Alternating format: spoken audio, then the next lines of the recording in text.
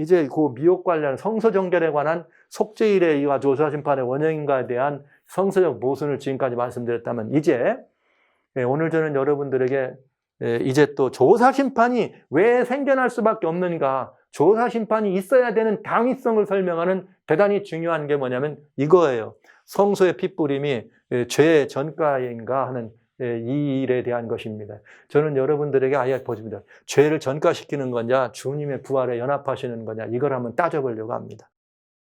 계속해서 우리는 성경이 뭐라고 말하고 있느냐가 중요합니다. 제가 세 번째 이 말씀을 드립니다. 우리가 알고 있는 교리로 성경을 읽으면 우리 교리가 항상 100점입니다. 그러나 성경으로 우리 교리를 읽어야 된다 이 말이죠. 그래서 성경으로 원칙이 맞아야 된다는 거죠. 그리고 성경으로 우리 걸 읽었을 때 과연 이것이 맞느냐, 율법에 내가 무엇이라 기록됐으며 내가 어떻게 읽느냐 하는 이것은 예수님이 우리에게 주신 굉장히 중요한 권면이고 권고입니다. 따라야 될 것이죠. 그래서 저희가 어떻게 해야 되는가, 성경을 교리로 읽지 아니하고 성경으로 교리를 읽을 때에 이런 문제가 되죠. 마음의 위안을 받고 사랑 안에서 연합하여 원만한 이해의 모든 부요에 이르더라. 하나님의 비밀인 그리스도를 깨닫게 하려 합니다. 여러분, 바로 이 말입니다. 우리가 성경을 더 깊이 면밀히 살피면서 성경을 차분차분 이것이 그러한가 하여서 잘 살피다 보면 내 마음이 원하는 대로 성경을 읽는 것이 아니라 성경이 원하는 대로 내 마음이 움직이게 되어 있습니다. 성경이 원하시는 대로 나를 움직이고 나를 역사할 때 우리는 원만한 이해 부유에 들어가는 것이고, 그럴 때 성경이 나를 이끌어 예수께로 인도하셔서 그리스도를 깨닫게 합니다. 그러나 우리는 점점 자주자주 내가 원하는 대로 성경을 읽기를 원하죠. 그래서 어떤 때는 이게 말씀 가운데 좀 찌르는 말이 있으면 넘어가고, 내게 좋은 것만 받아들이려고 하는, 내게 유익된 내 생각을 변증하기 위해서만 성경을 읽을 수도 있는 것입니다. 그렇게 되면 성경은 우리를 원만한 이해 부여에 들어가지 못하도록 할 것이죠. 그 다음에 우리는 예수님을 온전히 이해하거나 깨달을 수가 없게 될 것입니다. 자, 그래서 원만한 이해의 모든 부류에 들어가서 하나님의 비밀인 그리스도를 깨닫게 하는 이 문제를 가지고 한번 이 성소의 이 문제를 한번 우리 이제 마무리해 보자 이 말입니다. 자, 성경에는 뭐 특별히 이제 그 속죄에 관한 문제니까요. 죄를 어떻게 다루어졌는가? 성경 구약에 말하는 거예요. 이 성소에서, 성소 속에서. 구약의 성소에서는 첫째 뭘 했는가? 죄를 제물에게 전가시키고 그 제물이 죽는 일입니다. 그러니까 죄의 전가와 제물의 죽음이에요. 이건 뭐냐면 대속이에요. 즉 죄인이 죽어야 되는데 내가 죽지 않고 그저 제물을 대신 갖다 놓고 제물의 머리에 안수하면서, 안수할 때 내 죄를 어떻게 합니까? 이 안수 거기다 옮깁니다. 그런 다음에 내가 그 제물을 잡는 것이죠. 그러니까 대속이 되는 거예요. 내가 죽을 걸 이 대신 죽는 거. 그 다음에 두 번째 단계는 성소 안으로 피를 뿌립니다. 그러니까 그렇게 해서 죽은 이 제물의 피를 가지고 성소 안으로 들어가서 휘장 앞에다 피를 뿌립니다. 때로는 성소 앞으로 피를 가져가지 않은 제물은 그 희생의 고기를 제사장이 먹습니다. 그래서 그게 기름 부은 제사장이 송아지를 피를 찍어서 갖다 뿌리고 이렇게 하는 것을 얘기합니다. 그 다음에 또 이 제사장이 피를 가지고 회막에 들어가고 속죄제 여기는 뭐라고 되냐면 죄를 위하여 제사 드리는 제사장이 그것을 먹어라. 피를 갖고 들어가지 않은 것. 그러나 피를 가지고 들어간 제물은 먹지 말아라. 이렇게 되어 있어요. 그러니까 이 두 가지는 같은 의미라는 거죠. 피를 뿌리는 것과 아니면 고기를 먹는 것은 같은 의미라 이 말이에요. 피를 뿌리면 고기를 먹지 말고 피를 안 뿌렸으면 고기를 먹어라. 이렇게 되어 있으니까. 그건 어떻게 된 거예요? 성소회로 죄를 가지고 가는 거예요. 세 번째 단계는 뭐냐? 완전히 제물을 태워서 없애버려요. 완전히 제물로 들여서 이렇게 올려진 거 외에는 다 완전히 태워지는 거예요. 흔적도 없이 사라지는 것이죠. 죄가 어떻게 되는 거예요? 소멸되는 것입니다. 그래서 송아지 전체를 진 바깥 재버리는 곳에서 청결한 고를 가져다 불로 나무에 살을 곧 재버리는 것에 살을 찌라. 이것은 죄를 소멸하는 것을 의미합니다.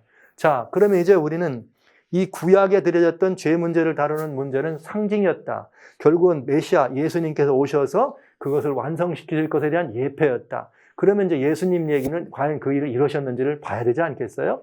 예수님이 그 일을 했는지.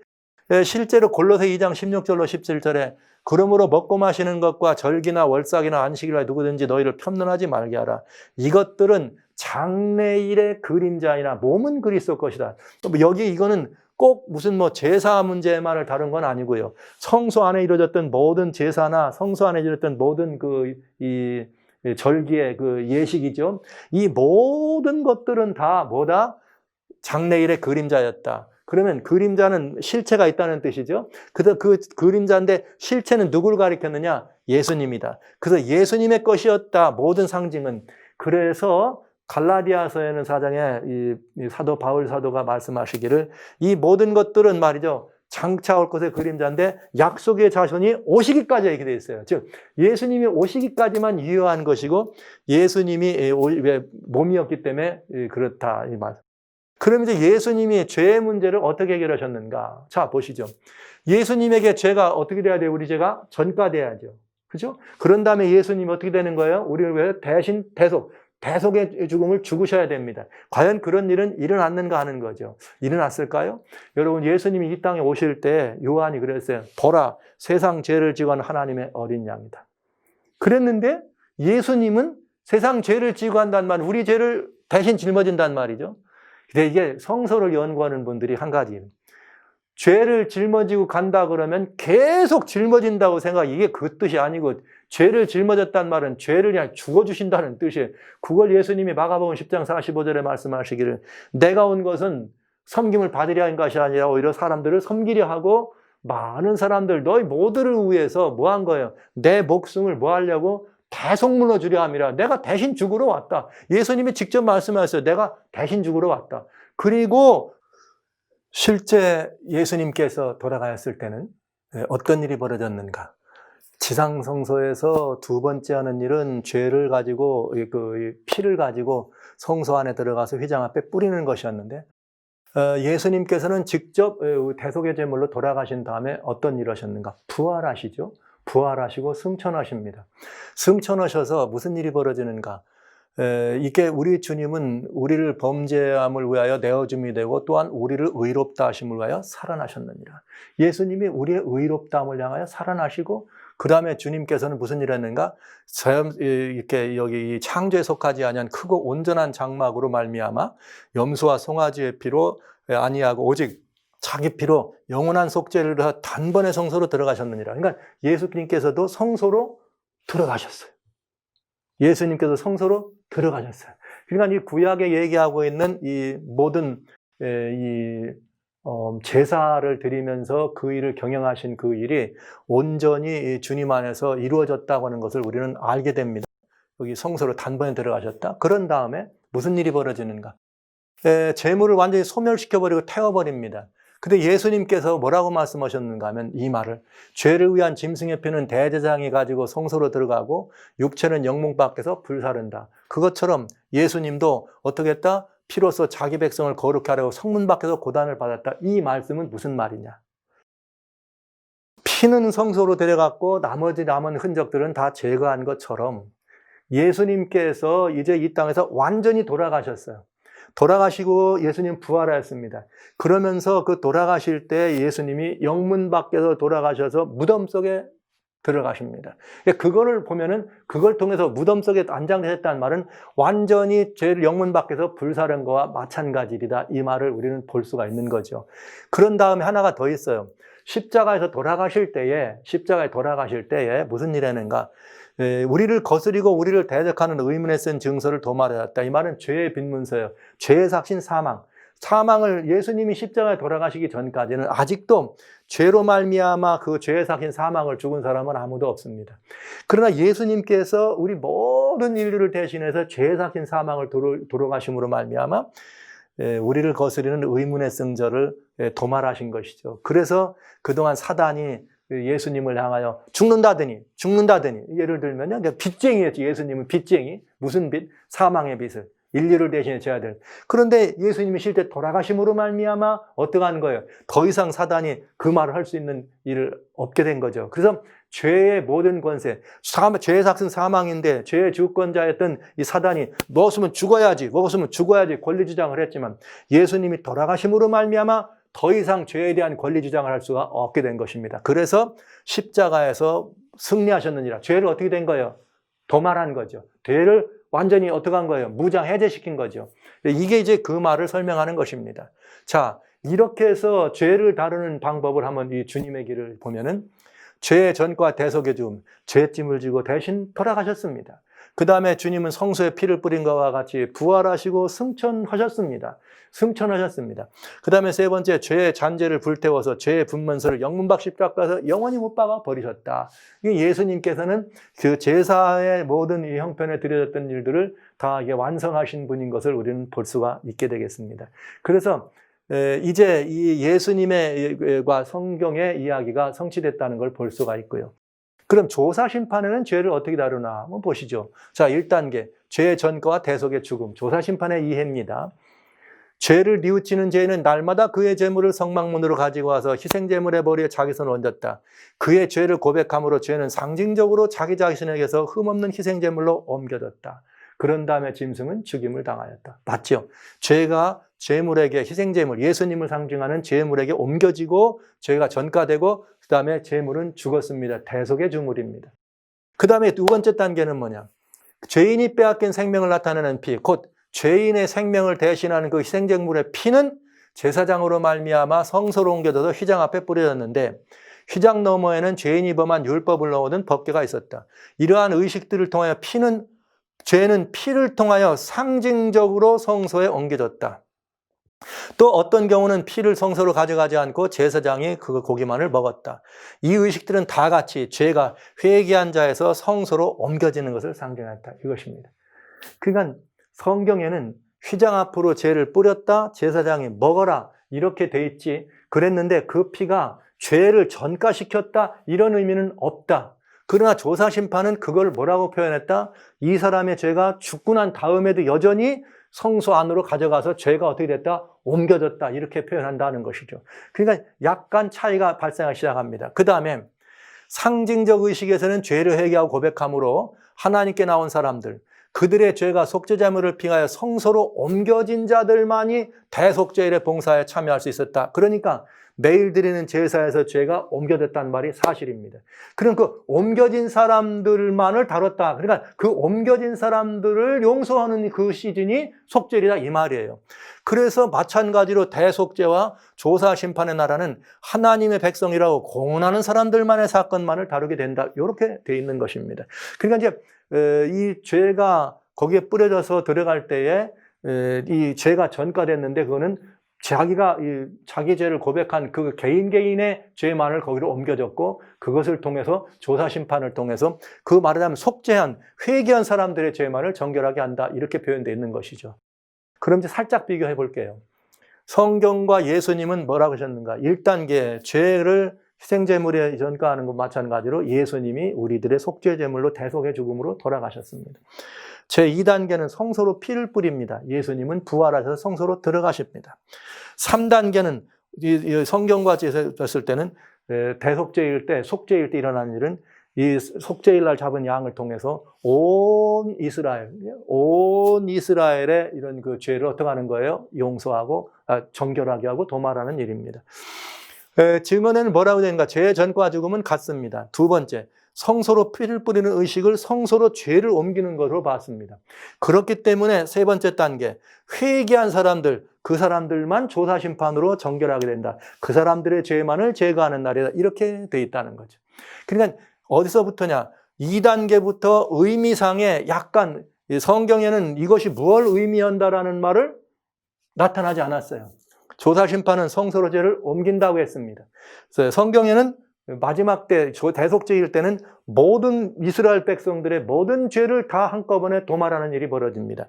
그러나 조사심판에서는 이스라엘의 모든 죄가 아니라 회개한 사람들의 죄만을 도말하는 일이 있습니다. 약간 좀 유격이 생기기 시작하죠. 약간 유격이 생기기 시작합니다.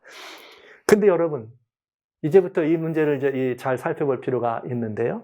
자, 여기를 이따가 말씀드리겠습니다만 굉장히 중요한 걸 알 수가 있어요. 표상적으로 이루어진 어떤 봉사들이 무엇을 의미하는지를 이해할 때 우리가 잘 이해를 못할 때가 있어요. 그런데 이것이 미래의 일이라면 정말 이해하기 어렵겠죠. 그러나 이것이 어떤 것들은 역사적으로 성취되어서 지난 과거 일이라면 이 A라고 하는 표상과 B라고 하는 원형을 잘 비교하면 아, 이 표상적으로 이런 일을 한 게 이런 의미였구나를 알 수 있는 게 있지요. 그거를 우리는 찾아본다는 것입니다. 그러면 우리 조금 더 후회할 것도 없고 오해할 것도 없는 일이 벌어질 수 있다. 이제부터는 뭐냐 이거예요. 그러면 진짜 피를 뿌림으로 죄가 성소로 옮겨지는가 하는 것입니다. 조사심판이 그렇게 말을 했으니까요. 그러면서 이제 이 부분을 살펴볼 거예요. 이게 정말 어떤 의미가 있는가. 조사심판은 왜 피 뿌림으로 죄가 옮겨진다고 하느냐 이 얘기를 설명할 때 딱 두 개의 성경절을 찾습니다. 두 개. 하나는 뭐냐.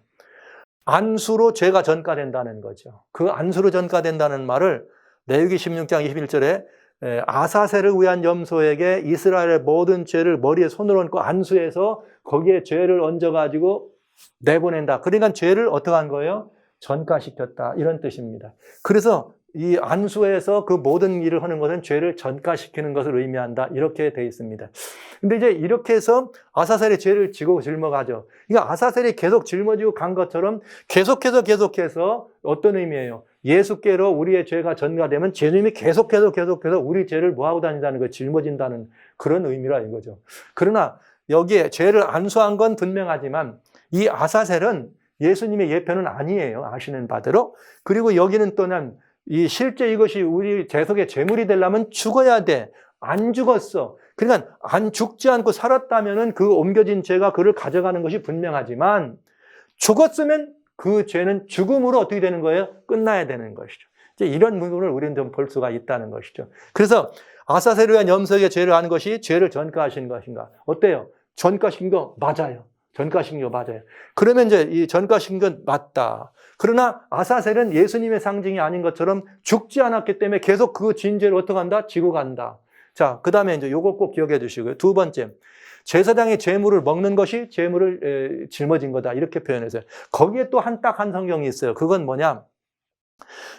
속죄제의 희상을 이 나답과 아비후가 죽은 이후에 이 속죄제를 드린 다음에 그걸 먹으라 그랬는데 안 먹어요. 너 왜 안 먹었어? 그게 무슨 뜻이냐면 속죄제의 희생은 지극히 거룩하다.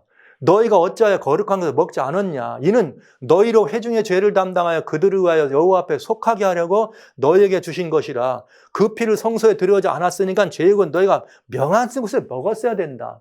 그러니까 뭐예요? 여기서 이 제사장이 이 죄를 먹는 것은 곧 그 속죄해야 됐다고 했으니까 여기에 여호와 앞에 속하게 하려고 먹었다 그랬으니까 그 죄를 어떻게 하려고 짊어져야 되는데 안 짊어졌으니까 잘못했다. 이 뜻입니다. 그러니까 죄물을 고기를 먹는 것이 전가된 죄를 짊어지는 것인가. 이 문제예요. 살펴봐야 돼요. 고기를 먹는 거 의미하고 피를 뿌리는 것이 조사심판은 죄를 전가시키는 거다. 근데 뭘 통해서? 아사셀 염소에다 안수하니까 아사셀에게 죄가 전가됐다. 그런데 이 죄가, 전가된 죄가 죽어서 그 피를 가졌으니까 이 전가된 죄가 옮겨졌다. 이것이 조사심판의 얘기고. 또, 여기 죄가, 여기 이 하나는 뭐냐. 그렇지 않으면 먹어야 된다. 먹어야 되는데, 먹어서 죄를 속하게 된다. 여기에, 이따가 나오겠지만 이 말씀 하나 드립니다. 이 속죄라고 하는 말, 이 대속이라는 말과 속죄라고 하는 말은요, 중요한 의미가 있어요. 그냥 예수님이 우리 죄를 위해서 한번 돌아가셨죠? 그 돌아가셔서 우리가 구원받으면 다 되나? 아니에요. 이 어톤먼트, 이 정말 속죄예요. 이 속죄의 의미는 굉장히 다릅니다. 다르단 말은 지금 우리가 생각하는 개념보다 훨씬 크다 이 말이에요. 속죄는 그냥 죄의 삭슨 사망을 짊어지고 죽어도 믿어서 우리가 살아나는 이걸로 끝나는 것이 속죄의 공과가 아니고 주님의 속죄는 하나님이 돌아가셨어요. 하나님이 돌아가신 것은 단지 우리의 용서만 위한 것이 아니에요. 죄로 말미암아 잃었던 모든 것들을 회복시켜주는 것까지 그 공로가 지속되는 것이고 그 죄를 들여온 사단을 완전히 파괴시켜서 멸망시키는 것까지 그 죄가 되는 거예요. 이걸 제가 여러분 지금까지 계속해서 역사적 구원이란 말, 역사적 구속이란 말을 쓴 거예요. 이건 굉장히 큰 거예요. 속죄의 은혜가 그 하나만 있는 것은 아니에요. 또 속죄라고 하는 말 속에 들어있는 것은 대속에서 죽는 것만 아니라 그 속에 공과로 말미암아서 뭐가 시작되는가? 제사장의 중보를 힘든 것 다 포함되는 것입니다. 이것을 합하여 다 어턴먼트 속한다는 말을 하는 거예요. 죄로 말미암아 망가진 모든 피조물까지도 회복돼야지만 비로소 속죄는 완성돼. 이것이 큰 역사적 속죄 구원이라는 것. 개인 하나하나는 나 죄 하나 용서받고 영생 얻으면 그만이잖아요. 그렇기 때문에 여기 보시죠. 너희로 회중의 죄를 담당했다. 이 말은 모든 이스라엘, 모든 인류를 말하는 거죠. 그래서 그들의 여호와 앞에 속하게 했다는 말은 단순히 그 사람들의 죄를 짊어져서 이게 아니라 이 말이죠. 속죄에 더 다른 많은 의미가 있다고요. 이제 그걸 한번 이제 지금부터 봅니다. 죄물의 고기를 짊어지는 것은 이렇게 성경이 딱 두 절입니다. 이것을 죄를 전가시키고 짊어지고 갔다는 것을 의미하는 것으로 해석할 수 있을까? 이 얘기죠. 한 가지만 제가 여러분에게 말씀드린다면, 보라 세상 죄를 지고 하는 하나님의 어린 양이로다. 예수님이 우리의 죄를 졌습니다. 이 말은 예수님이 우리의 죄를 짊어지고 끝까지 지고 가신다는 뜻입니까? 그게 아니고 예수님이 우리의 죄를 위하여 돌아가신다는 의미예요. 그래, 내가 짊어질게. 이 말은 내가 책임질게. 이 말이잖아요. 그러면 책임 한 번 졌으면 되지. 그 다음에 그 값을 갚았는데도 또 갚는다. 이런 의미는 아니라는 거죠. 그러나 이걸 보고 우리는 어떤 것들을 설명하기 위해서 우리의 입장으로 그걸 갖다 풀으면 그렇게 쓸 수가 있다. 보시겠어요? 그러면 이제부터. 자, 핏부림으로 죄는 성소로 옮겨지는가? 고기를 먹음으로 죄가 성소로 옮겨지는가? 이 문제입니다.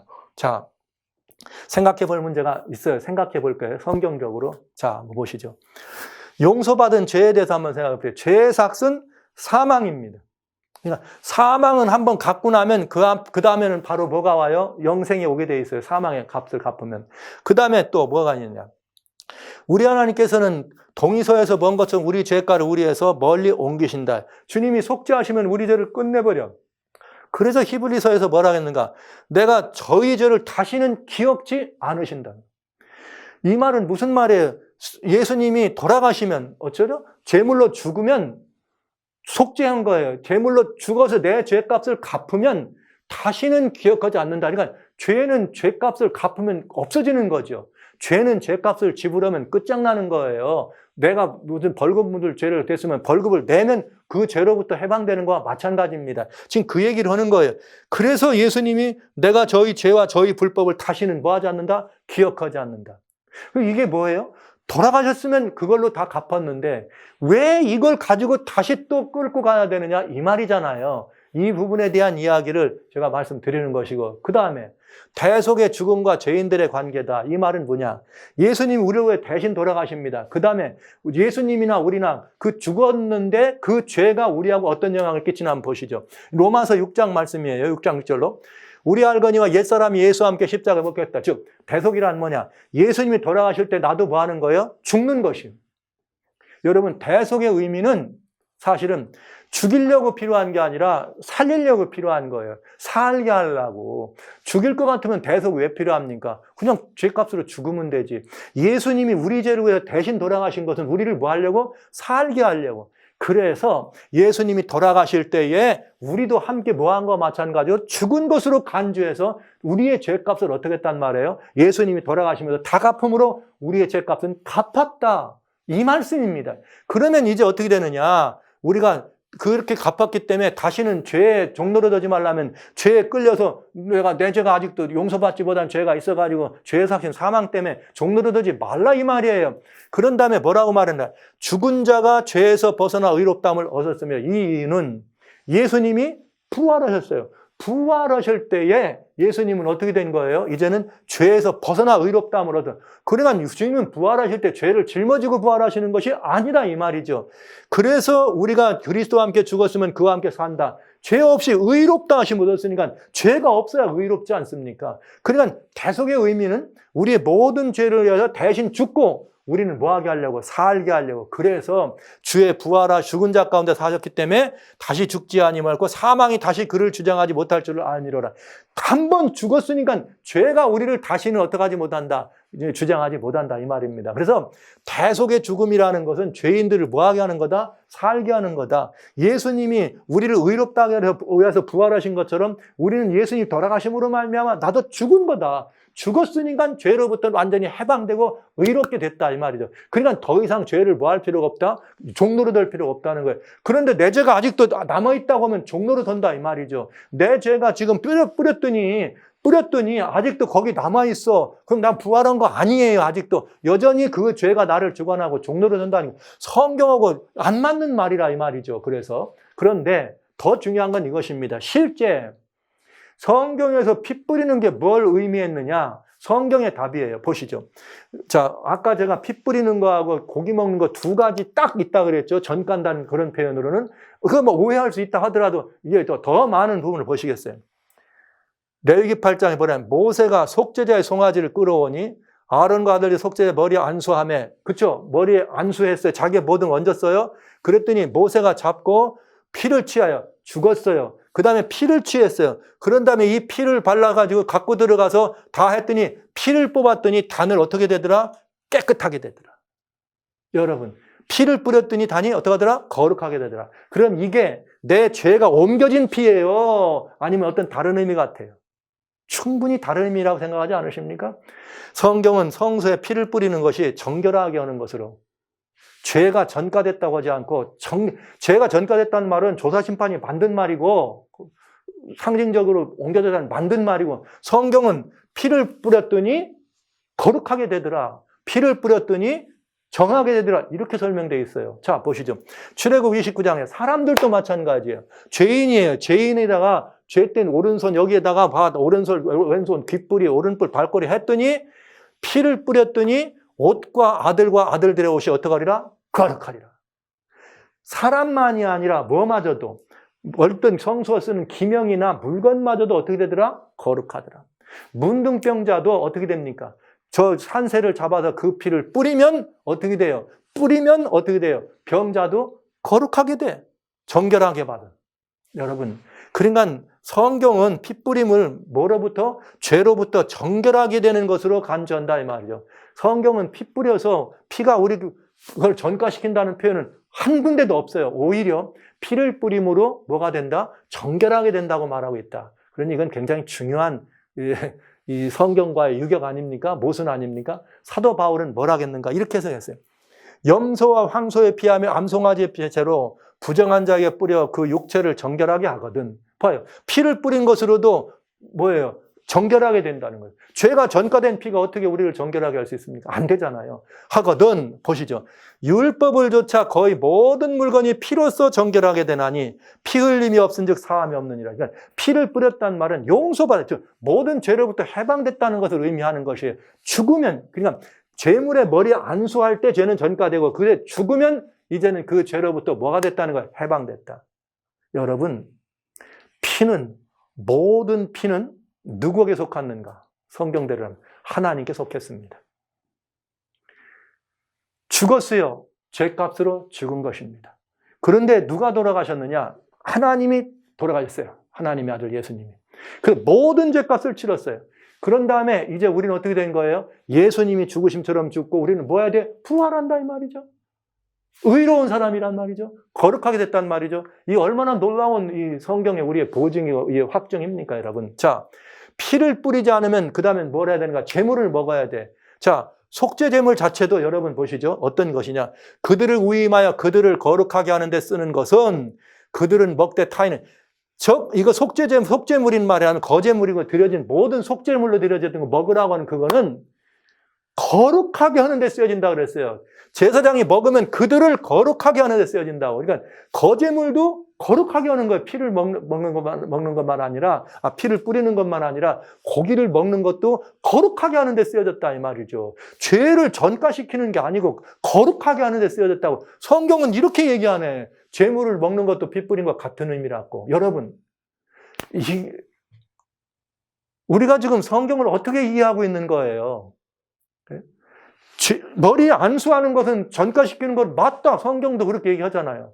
그러나 죽으면 끝이다. 네. 그 다음에 그 전가시키고 피는 깨끗하게 하는 거다. 어디 한 군데도 성경에 피를 뿌려서 이 죄를 전가한단 말이 없다니까요. 죄물을 먹어라. 죄물을 먹는 것이 뭐 죄를 속했다는 말은 뭐까지 포함된다고요? 죄인이 완전히 다 거룩하게 용서되는 것까지 대속에 들어가는 거예요. 구속 속에. 죄물을 먹는 것도 어떻게 한다? 거룩하게 한다. 죄물을 먹어서 속하게 하는 것이 죄물을 먹었기 때문에 그 죄가 옮겨졌다는 뜻이 전혀 아닌 것을 알 수가 있습니다. 제가 자꾸 여러분들에게 이렇게 강조하는 데는 이만한 이유가 있는 것입니다. 성경은 단 한 번도 그렇게 말하지 않았는데 어떻게 우리 교리는 그렇다고 얘기하느냐 이 말이에요. 그러니까 이 문제에 대해서 상당히 문제가 있지 않느냐는 것이죠. 자, 초산심판은 죄가 성소로 전가된다고 봤기 때문에 속죄일에 뭐예요? 다 참여하는 것이 아니에요. 죄를 어떻게 거기다 옮긴 사람, 즉 의인들만 심판받고 정결하게 된다. 이 말 아닙니까? 보시죠. 상징적 의식에서는 죄를 회개하고 고백함으로 하나님 앞에 나온 사람들, 곧 그의 죄가 속죄제물의 피를 통하여 성소로 옮겨진 자만이 대속죄의 봉사에 참여할 수 있었다. 이와 마찬가지로 대속죄와 조사심판의 날에는 하나님의 백성들 공헌하는 사람들만의 사건을 다루게 된다. 이것이 뭐예요? 죄가 옮겨졌기 때문에 이렇게 된다. 근데 성경은 죄가 옮겨진 것이 아니라 그랬으면 이 말이 맞다 틀린다. No! 왜? 이스라엘의 속죄일에는 온 이스라엘과 백성들의 죄를 정결하게 한다 그랬지 거기다가 옮긴 사람만 온다고 안 했다 이 말이에요. 우리는 굉장히 중요한 지금 함정과 덫에 빠져 있는 것 같습니다. 성소 정결에 미혹되어 있는 사람들 맞습니다. 더 생각할 문제가 더 여기서 무슨 말이냐 여러분. 성소로 피가 옮겨졌다. 옮겨졌기 때문에 정결할 필요가 있다면 이스라엘 사람들이 피를 가지고 들어가서 뿌린 거는 지성소가 아닙니다. 성소 첫째 칸에서만 뿌렸죠. 그러면 지성소를 정결할 이유가 있습니까? 없습니까? 없잖아요.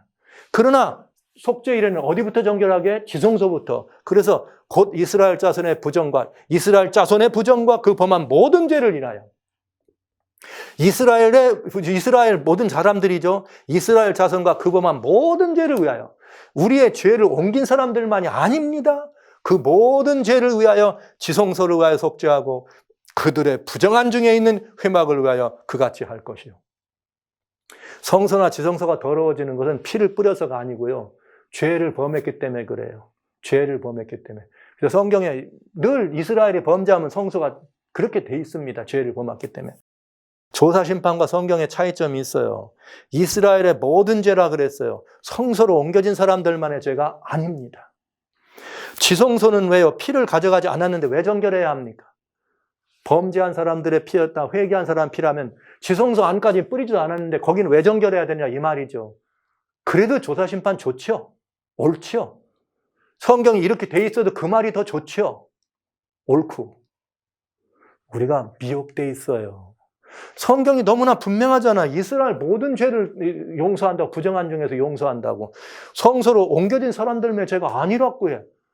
지성소로는 피를 안 가져갔어요. 그런데 왜 비성소를 전결하게 해야 되느냐 이 말이죠. 이 말이 성소로 죄가 옮겨진다는 말이 맞다면 그 말은 성경하고 이렇게 지성소부터 지성소로 들어가지 않았는데 왜 거기를 정결하게 해야 되냐? 안 맞잖아요. 그럼 성경을 따를래요. 우리가 가지고 있는, 우리가 만들어낸, 우리의 생각으로 만들어낸, 우리가 원하는 교리로 이걸 읽으실래요? 분명하지 않습니까? 그런데 이제 중요한 것은 이것입니다. 정말 중요한 결과예요. 핏부림으로 죄가 전가되는가? 히브리서 9장 14절.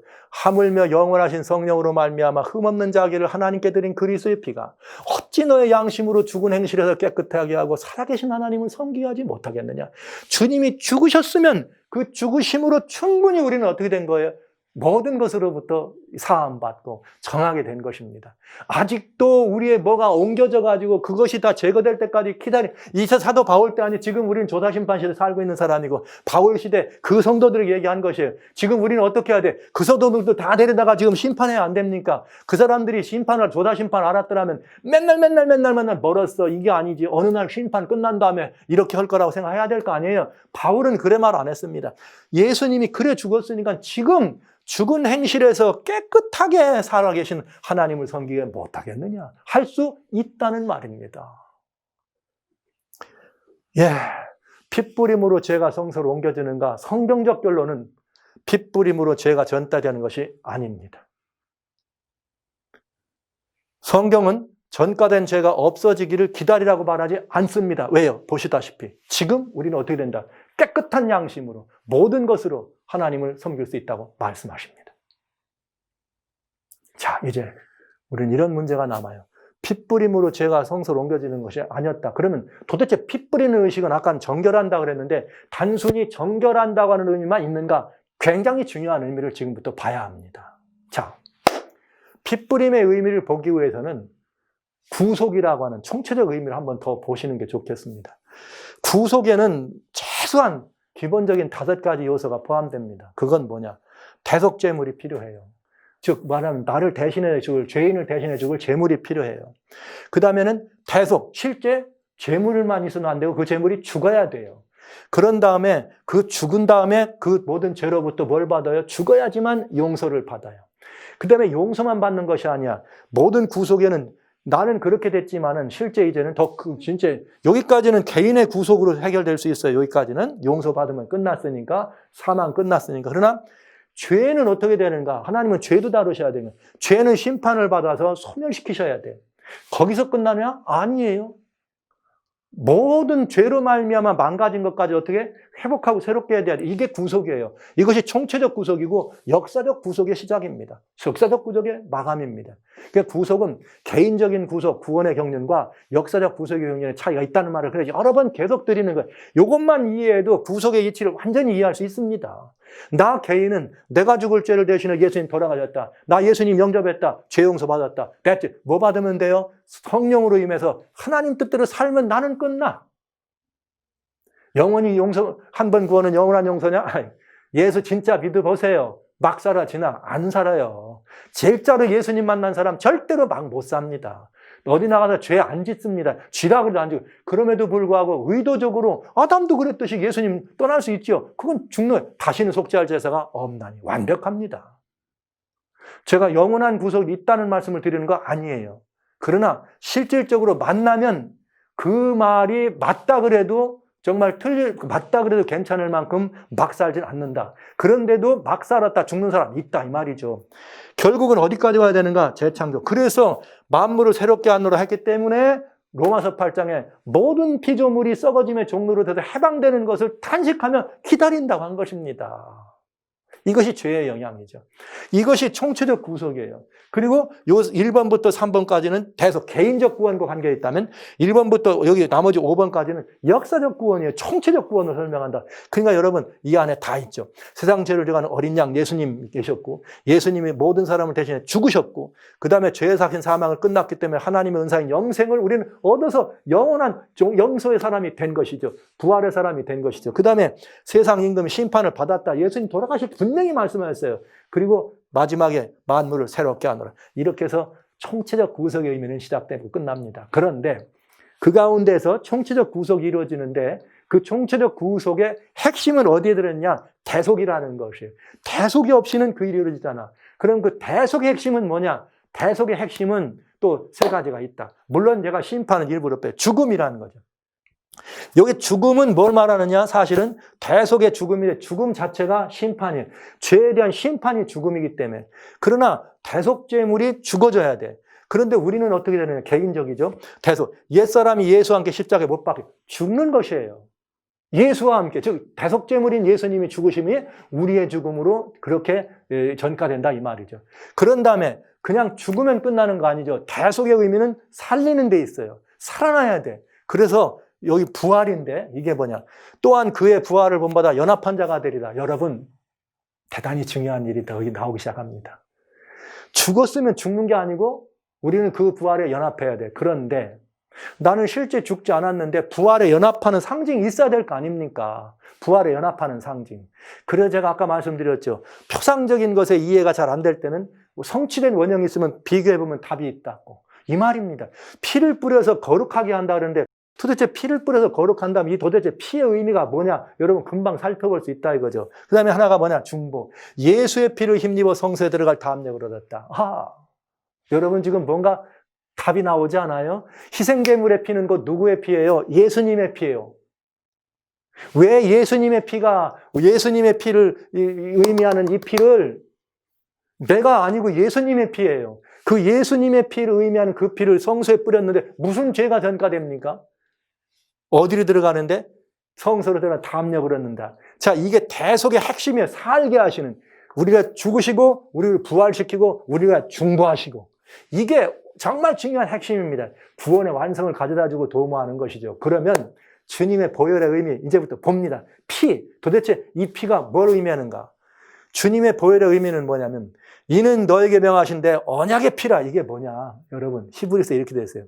모세가 율법대로 백성 온 계명을 이게 온 백성에 말한 다음에 계명을 말한 다음에 송아지 염소 피와 이 모든 것들을 취하여 백성에게 피를 쫙 뿌린 다음에 이 피는 언약의 피다 이렇게 설명해요. 무슨 언약의 피예요? 너희를 정결하게 하실 이 하나님의 어린 양, 일찍 죽임을 당한 어린 양을 상징하는 그 피라는 말 아니에요? 그래서 예수님이 이 땅에 있을 때 마가복음 14장에 뭐라 했느냐? 내가 많은 사람을 흘리는 바 나의 피 곧 무슨 피다? 언약의 피라. 할렐루야. 그렇기 때문에 주님은 처음부터 계속 내 피를 먹고 내 살을 먹어라. 내 피를 먹고 내 살을 먹으면 영생을 가졌다 얘기하신 것입니다. 그러니까 여러분 이 피는 언약의 피예요. 이건 먹어서 우리가 영생을 얻게 하는 하나님 예수 그리스도의 놀라우신 이 보혈을 의미하는 것입니다. 속죄제물의 그 흘린 피라고 하는 것은 내가 죽었다 전가된 게 아니고 예수님이 돌아가시고 그 흘린 피는 언약의 피예요. 언약의 피. 이건 대속의 의미예요. 대속의 의미. 무슨 말이냐? 우리가 그의 죽음을 본받아 연합한 자가 됐으면 그의 보아봐라. 연합파가 되라. 그가 죽었으면 우리는 어떡하라? 함께 살 줄을 믿어라. 이러니까 성소에서 죽은 제물에 피를 가지고 들어갔다는 말은 예수 그리스도의 부활을 의미하는 것이죠. 부활에 연합하는 걸 의미하는 거예요. 예수님과 같이 죽었다. 예수님의 피가 성소로 들어간다. 우리도 그 피를 따라 어떻게 된다? 우리가 그 예수님의 그리스도의 피로 성소로 들어간다고 아까 안 했습니까? 우리의 그의 피를 힘입어 성소로 들어간다고. 그러니까 그 피는 예수님의 피요. 우리와 함께 어떻게 하는 피냐? 이런 피예요. 보시죠. 예수님은 죄를 위하여 한 영원한 얼굴을 들고 하나님 우편에 앉으셨느니라. 그런데 예수님이 뭐라고 한지 아세요? 하나님 우편에 앉았다. 그러니까 에베소 2장 5절로 6절에 허물러 죽은 우리를 그리스도와 함께 살리셨고 또 함께 일으키사 그리스도 안에서 함께 하늘에 앉히시니 할렐루야. 피를 가지고 성소로 들어간 것은 무엇을 의미했느냐? 예수 그리스도의 부활하심과 합쳐서 어디로 가는 거예요? 하나님 앞으로 하늘에 함께 앉히는 거기까지 들어가는 것을 의미하고 있습니다. 성소 앞 휘장에 피를 뿌리는 의미는 바로 그것입니다. 왜 그런가 한번 볼까요? 이유가 있습니다, 여러분. 이 휘장 앞은 바로 하나님의 보좌 앞을 의미하는 거예요. 그게 대단히 중요한 의미예요. 자, 보시죠. 성소에는 휘장이 세 가지가 있어. 하나는 무슨 휘장이냐? 출애굽 26장 36절에 여기 나오는 성소의 휘장이라는 건 뭐냐면 뜰에서 첫째 칸으로 가는 휘장이에요. 뜰의 문장이란 말은 뭐냐면 바깥에서 뜰 안으로 들어올 때 혹은 뜰에서 바깥으로 나갈 때 나가는 그 휘장입니다. 이 두 휘장의 모습을 보세요. 청자 홍색 실과 가늘게 군 배실로 수노와 성막문 위에 장을 만들고 뜰문 위에는 청자 홍색 실과 가늘게 된 배실로 놓아 이렇게 해서 그 기둥이 똑같죠. 두 개는 그냥 똑같은 커튼입니다. 커튼. 그러나 성소에서 지성소로 들어가는 가운데는 휘장은 장이 내용이 달라.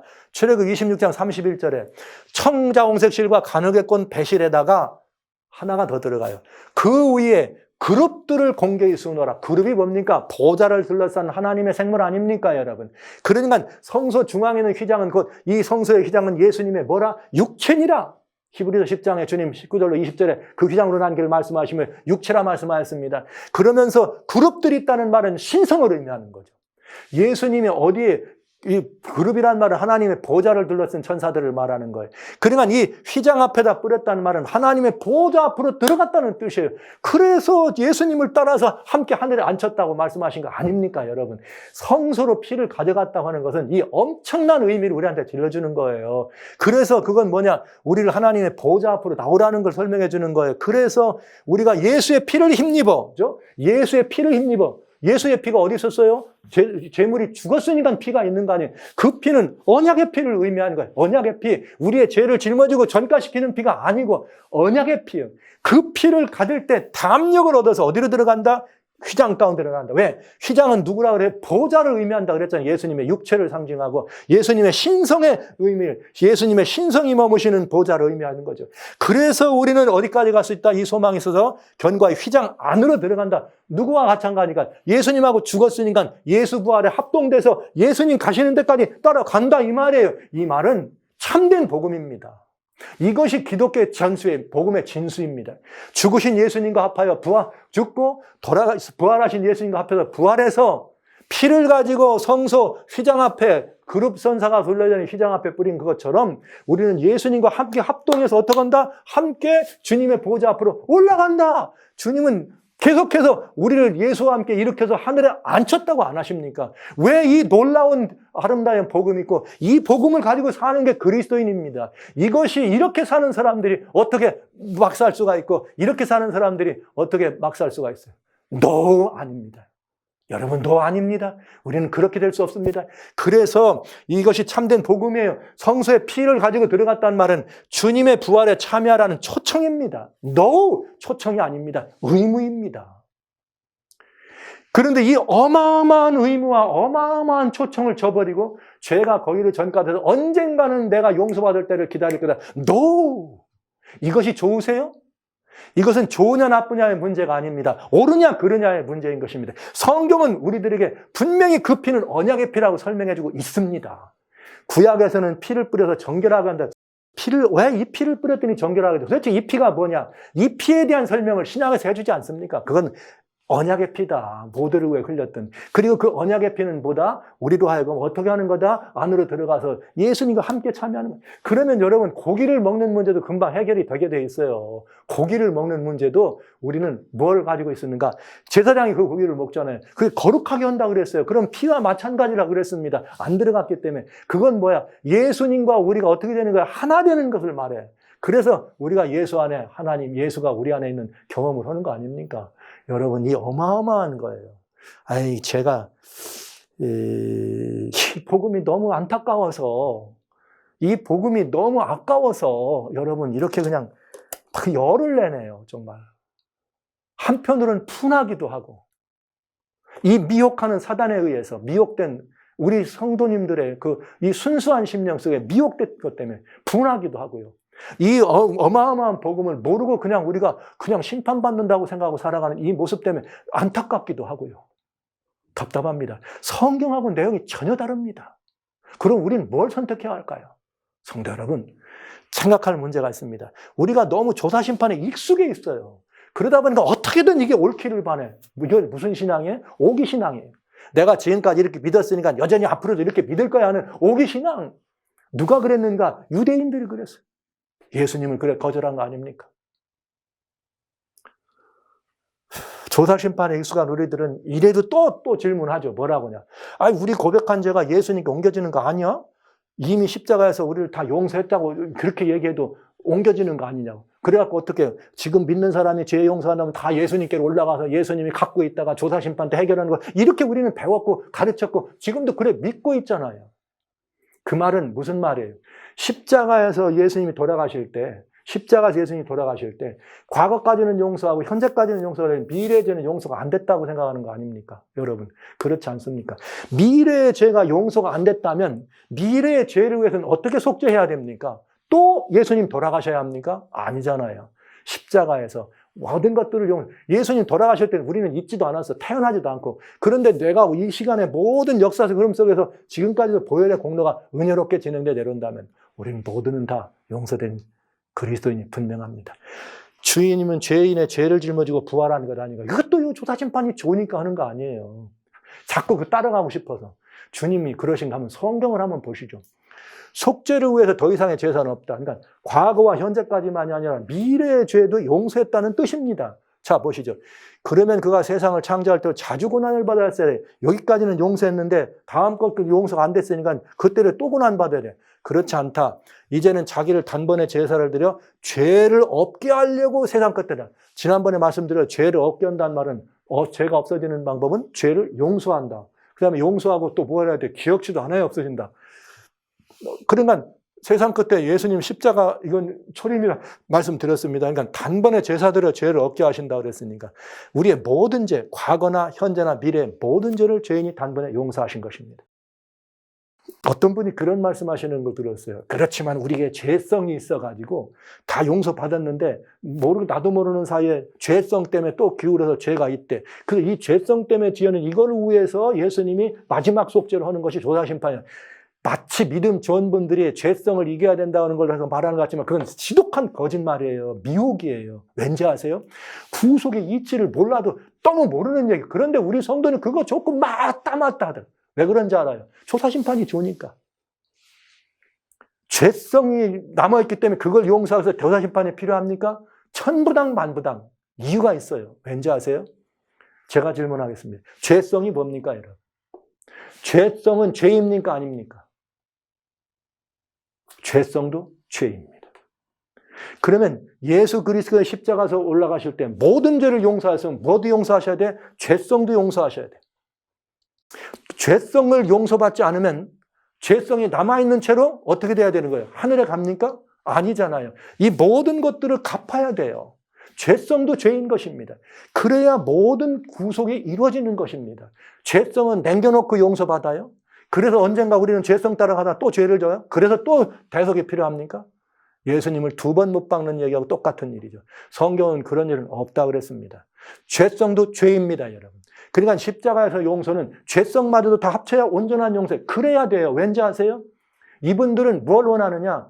예수님이 이 땅에 오실 때 죄 지은 우리와 같은 죄된 본성을 가지고 오셨다고 얘기를 하는 거예요. 여러분, 몰라도 한참 모르는 소리가 있어요. 여러분, 죄된 본성이 있는 사람은 죄된 본성을 가진 사람을 위해 대속할 수 있다, 없다? 없다. 예수님은 죄를 알지도 못하는 분입니다. 죄하고는 전혀 상관없는 분이었기 때문에 죄성을 포함한 모든 죄를 용서할 수 있도록 돌아가실 수가 있는 것입니다. 만약에 예수님이 죄성이 있는 모습으로 이 땅에 왔다면 그분은 죄성 있는 인간을 위한 대속의 제물은 될 수 없다는 사실을 모르기 때문에 하는 얘기예요. 그래서 이 말은 정말 중요한 얘기입니다. 죄를 없게 했다고 하는 말은 완전히 죄를 용서하시고 죄를 이제는 하나님은 죄 보지 않아요. 예수님만 바라보시지. 우리가 예수 안에 있으면 완전한 백성이라는 사실을 여러분 기억해 주시기 바랍니다. 자, 그 다음에 그렇기 때문에 죄를 용서하셨기 때문에 다시는 죄를 위하여 제사 드릴 것이 없는 것입니다. 다시는. 여러분 이 말씀, 그러니까 속죄가 더 이상은 없다는 말은 예수님 모든 죄를 다 용서하셨다는 것이고요. 예수님 부활하실 때는 죄를 지고 드렸지 않으셨어요. 왜냐? 로마서 4장 25절에 예수는 우리의 범죄함을 위하여 내어줌이 됐습니다. 죄 때문에 내줬습니다. 즉 죄에 삭힌 사망을 대신 죽으려고. 그러나 이번에는 우리를 의롭다 하심으로 하여 살아나셨느니라. 예수님의 부활은 무엇 때문에요? 죄를 용서하려고 한 게 아니고 죄를 짊어지려고 한 게 아니라 우리를 의롭다고 하려고, 하나님 앞에서 살게 하려고, 하나님 앞에 온전하게 하려고 부활하신 것이에요. 새 생명으로 거듭난 거예요. 옛날 사람이 아니고 새 사람입니다. 완전히 죄와는 상관없는 사람입니다. 이게 거듭남입니다. 이게 거듭남의 이치인 것입니다. 그래서 찬송하리로다. 우리 주 예수 그리스도의 아버지 하나님이 그 많은 긍휼대로 예수님의 죽은 자 가운데서 부활하심으로 말미암아 우리를 거듭나게 하셨다. 할렐루야. 예수님의 부활이 우리를 거듭나게 하신 역사적 사건이었습니다. 거듭났다는 말은 이는 육정으로나 혈통으로 난 자가 아니다. 하나님께로 난 자니라. 예. 범죄하기 이전에 아담과 하나님과의 관계가 똑같이 우리가 거듭나고 예수님을 그의 역사적 이 놀라운 사실을 영접하는 순간 개인적으로 우리는 하나님의 은혜로 말미암아 완전한 거듭남으로 하나님 도와주셔. 범죄하기 이전에 아담과 그 관계가 똑같은 관계에 들어가는 것입니다. 그러니까 여러분, 예수님은 죄를 지고 부활하셨다고 하는 사람들은 다 성경의 본질적인 이 말씀들을 온전히 이해하지 못한 사람이라고 이렇게 아예 단적으로 말씀드리고 싶습니다. 여러분, 성경이 그래 안 믿어집니까? 성경이 그래 우스워 보이세요? 그냥 지금까지 믿었던 우리가 가진 교리가 더 훌륭해 보입니까? 이게 굉장히 중요한 문제 아닐까요? 성경이 말하는 이 대속의 은혜는 이렇습니다. 주님의 십자가는 모든 죄를 대속했습니다. 죄성까지도 대속하신 것입니다. 주님은 죄를 지고 부활하지 않으셨습니다. 왜요? 그래야 우리를 의롭다 하셨어요. 주님이 죄가 있으면 중보자가 될 수가 없습니다, 여러분. 중보자는 내가 아무런 죄가 없어야지만 되는 거예요. 죄값을 치렀다는 값은 있고, 지금은 이제 나는 죄악은 상관없다. 그러니까 사단에게 예수님 말씀은 다시는 저 사단은 나하고 상관없다. 왜? 내가 죄가 없으니까. 죄를 지지 않았으니까. 이 말 아닙니까, 여러분? 성소로는 죄가 전가되지 않습니다. 성소로 피를 뿌린 것은 부활의 참여함입니다. 예수 부활에. 그래서 주님과 함께 하늘에 안침을 말하는 것입니다. 부활한 생명이, 새 생명이 보좌 앞에 나가는 것을 의미합니다. 이것이 대속에 관련된 성경의 아름다운 이 보장이요, 우리가 믿고 따르고 순종하고 내 것으로 소유하면 은혜가 되는 기별임을 기억해 주시기 바랍니다. 성경은 부활에 참여하 하늘 보좌로 우리를 올라오라고 초청하십니다. 이것이 복음입니다. 그리스도인은 주님의 부활에 합동되어서 하늘에 사시는 주님처럼 같이 하늘에 앉는 사람들입니다. 그래서 예수님 재림은 언제 오시느냐는 그렇게 중요하지 않아요. 지금 하나님하고 함께하고 있다면 개서천국을 이룰 수 있으니까요. 그러나 오셔야 되는 이유는 이 모든 역사적 구원, 죄악의 모든 것들을 끝장내시기 위해서 죄의 근본인 사단을 정리하고 이 만물을 어떻게 새롭게 하시는 일을 위해서 우리를 잠시 데려가셔야 돼. 지구 재개발하시려고. 그래서 오시는 것이죠. 지금 예수님과 함께 머물러서 예수님을 심령에 모시고 함께 하늘에 앉는 천국의 경험을 하는 분들에게 재림은 의미가 있는 것이죠. 조사심판은 죄를 옮겼으며 정결하게 될 때까지 기다리라고 말합니다. 여러분 어떻게 하실래요? 선택하셔야 합니다. 지금 우리는 선택해야 될 때입니다. 선택해야 합니다. 뭘 선택하느냐? 부활이냐 조사심판이냐가 아닙니다. 성경을 따를 것인가? 아니면 교리적 우리의 불구가 되는 이 교리를 따를 것인가 여러분 판단하시고 선택하셔야 됩니다. 만약에 성경적인 이 부분으로 우리가 가진 조사심판이라는 교리가 완전히 변증만 될 수 있다면 아무 문제 없겠습니다. 그러나 성경이 조사심판에게 질문을 합니다. 그러나 조사심판의 답은 온전치 못합니다. 그래서 여러분 우리가 더 많은 교리를 갖기 때문에 훌륭한 교회가 아니라 온전한 교리를 가졌기 때문에 훌륭한 교회가 돼야 됩니다. 온전치 않은 걸 가지고 더 많은 것을 중에서 온전치 않은 게 있다면 그냥 과감하게 어떻게 하면 되는 거예요?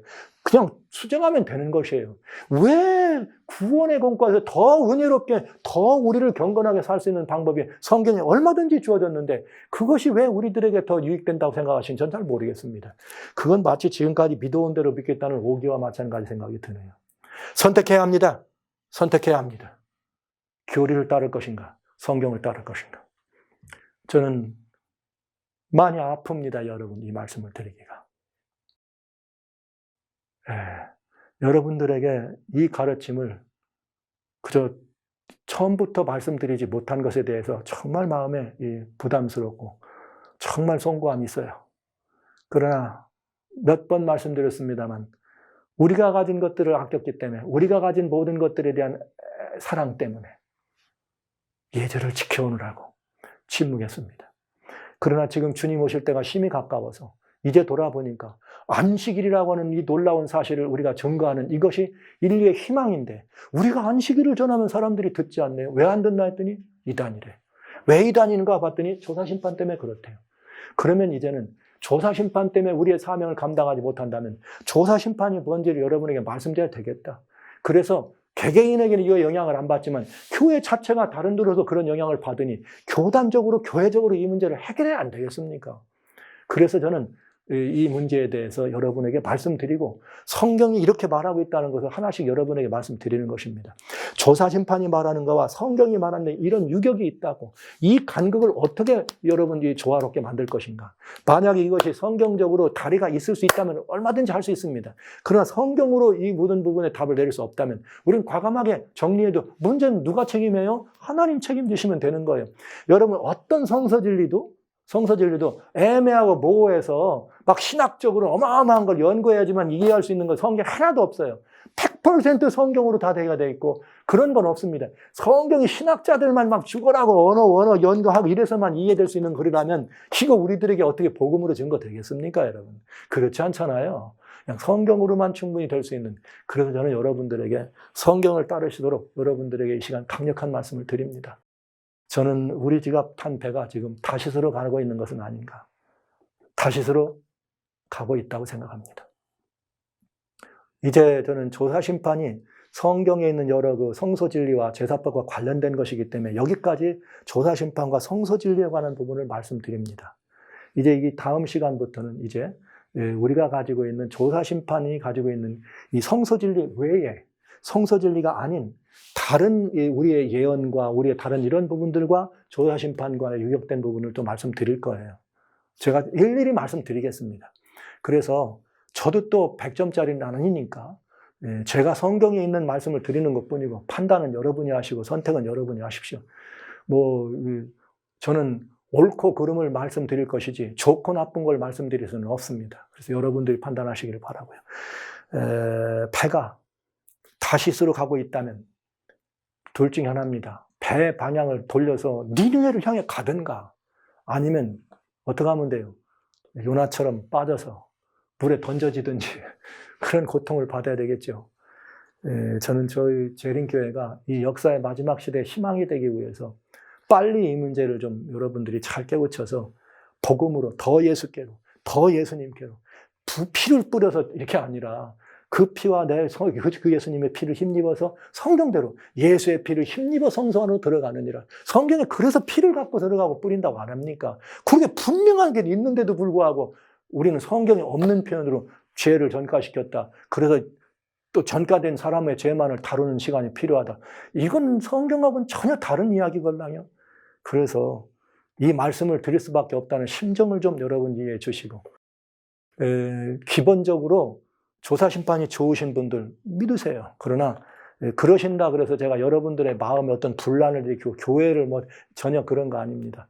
그냥 우리가 성경이 이렇게 됐으니까 순수한 성경을 바라보는 그리스도인으로서 더 성경적으로 더 예수님께로 나와야 될 필요를 지금 말씀드리고 있는 것입니다. 그래서 여러분 모두가 다 그렇게 하나님의 은혜 앞에 함께 하셔서 우리가 탄 이 배 니느웨를 향해서 뱃머리를 좀 돌리도록 하시면 안 되겠습니까?